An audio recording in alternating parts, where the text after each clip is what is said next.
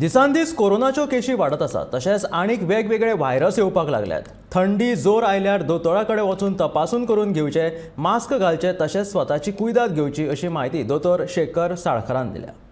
But there is already another influenza viruses are also in place. त्यो व्हायरसीस जर पळयत जाल्यार त्यो कसल्यो त्यो कोणाकूच खबर ना। ताजे स्टडी चल्ले ताजे H3 N2 आसा काय त्यो इन्फ्लुएन्झा ए आमी केल्या 2-3 टेस्ट आमी हॉस्पिटलान केले त्यो इन्फ्लुएन्झा ए म्हणून आयिल्ली आसा।